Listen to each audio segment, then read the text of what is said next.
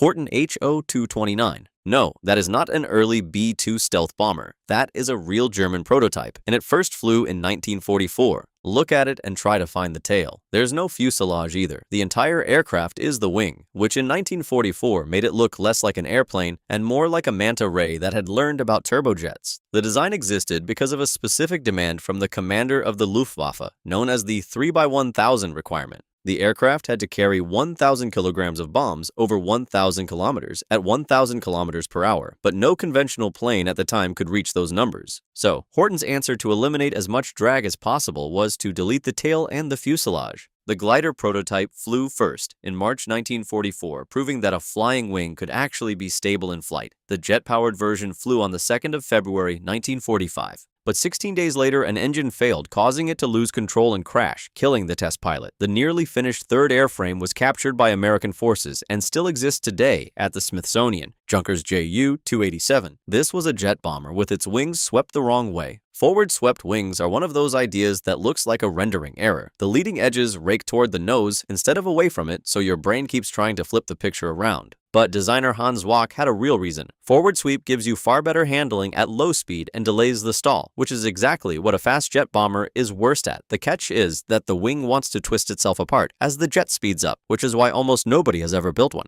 The prototype is the best part. It was a flying junk drawer. The fuselage came off a Heinkel He 177. The tail came from a Junkers Ju 188. The main wheels came off a Ju 352, and the nose wheels were reportedly taken from shot-down American B-24 Liberators. The landing gear didn't even retract. It first flew in August 1944 and completed around 17 test flights, becoming the first jet aircraft in the world to fly with a truly swept wing. It also confirmed that the twisting problem was very real, and the concept did not return in a production aircraft until the experimental Grumman X-29 in 1984, BV-141.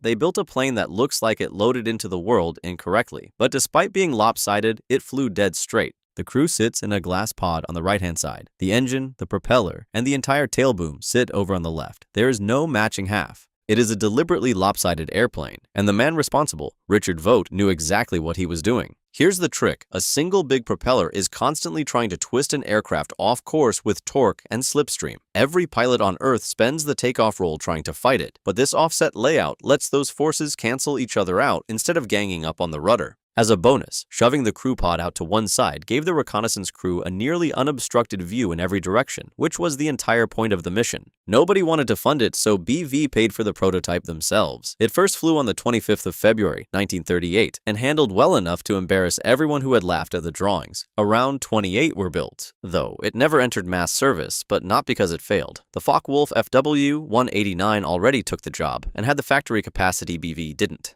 Dornier Do 335 Aero. This is the fastest piston-engined fighter Germany ever built, and it has a propeller stuck on both ends. The layout is called centerline thrust, and Claude Dornier had patented it years earlier. One engine in the nose that pulls, and a second engine at the back that pushes. Two engines, both on the centerline, which means it has the power of a twin engine without it trying to roll upside down the moment one engine fails. But the downside is that it had to sit perfectly level on takeoff, or the rear propeller would strike the runway. And because bailing out of an aircraft with a propeller behind you is a very short story, it got explosive bolts to blow off the rear prop and the upper tail fin, plus one of the earliest ejection seats ever fitted to a production fighter. It first flew on the 26th of October, 1943, and it was genuinely quick, reaching speeds of up to 474 miles per hour, faster than the official world record speed of 469 miles per hour at the time. And pilots reported that it was stable and surprisingly easy to handle for something that size and weight, with the Dornier Do 335 being 9.6 tons, while the BF-109 was just 3 tons. About 37 were built, but they arrived far too late to see any combat.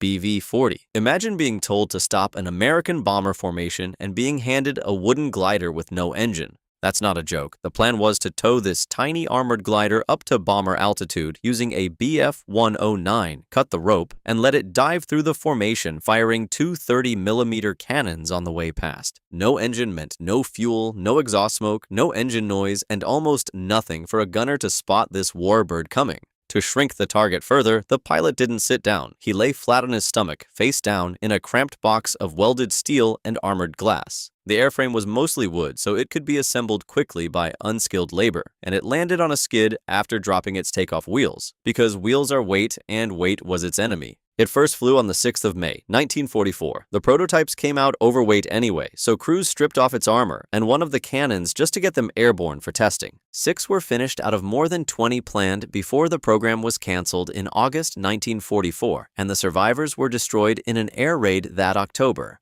Heinkel He-111Z. What do you do when one bomber isn't enough? Apparently you get a second bomber and weld them together.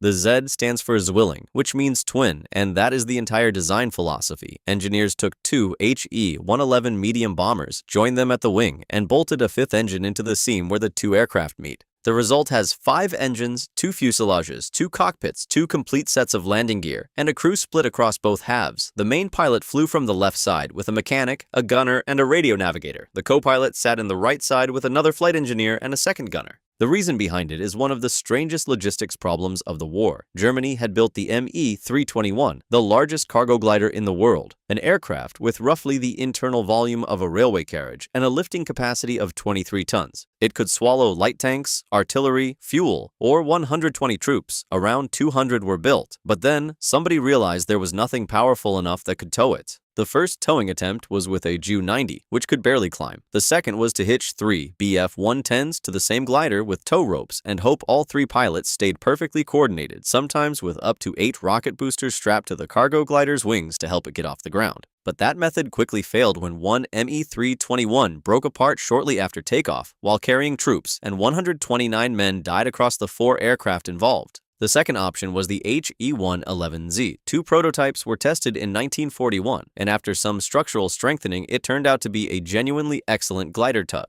But what ended the whole program wasn't failure. It was the Me-323, a redesigned 321 fitted with 6 engines and landing gear, so the glider could simply fly itself. And so, the 111Z was no longer needed. Only 4 of the 12 survived the war, but even the survivors were later scrapped. Fieseler Fi-103R Reichenberg. They took a missile designed to be destroyed and added a seat. The F-103 is better known as the V-1 flying bomb, a mass-produced cruise missile steered by an autopilot that was never accurate enough to hit any enemy. The Reichenberg was the proposed fix, with a cockpit added into the fuselage ahead of the warhead and put a human in it to steer the weapon precisely into a ship or a bridge. The pilot was theoretically meant to bail out at the last moment, but with a pulse jet intake roaring directly behind the canopy, everyone involved understood the odds were close to zero. Piloted test flights began in September 1944, towed into the air using an He-111, though the first few crashed after the pilot lost control. The engineers, Hanna Reich and Heinz He, flew the later evaluation flights to sort out the poor handling. Reich survived several crashes, and He had to bail out when a wing came apart in flight. About 175 were built, but not a single one was ever used in action. The program was put on hold in favor of other weapons and abandoned entirely by March 1945. SAC AS-6. The strangest part about this one is how close it came to being a real flying saucer and how badly it failed to get off the ground. Arthur Sack was a farmer and a model aircraft builder. In the late 1930s, he entered a hand-launched model with a nearly circular wing into a flying model contest, and it caught the eye of Ernst Udet, a World War I fighter ace who now manufactured aircraft and had a soft spot for strange ideas. Which is how, in January 1944, a full-size version got built out of plywood and random scrap. The cockpit, seat, and landing gear came from a written-off Bf-109. The 240-horsepower engine came out of a Bf-108.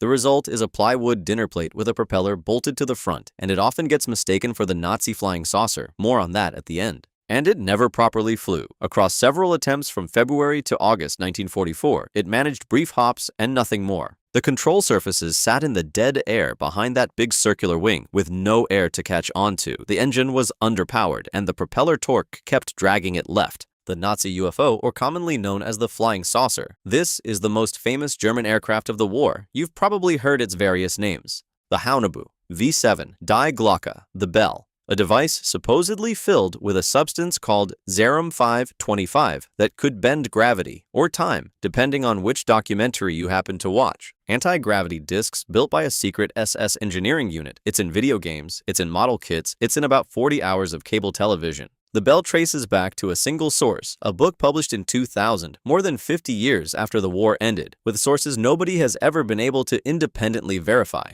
The closest the Reich ever got to a flying disc was a plywood circle a farmer built in a barn that couldn't even leave the runway. Thanks for watching. If you want to support me making these types of videos, subscribe to the channel and click on the video that's on screen right now.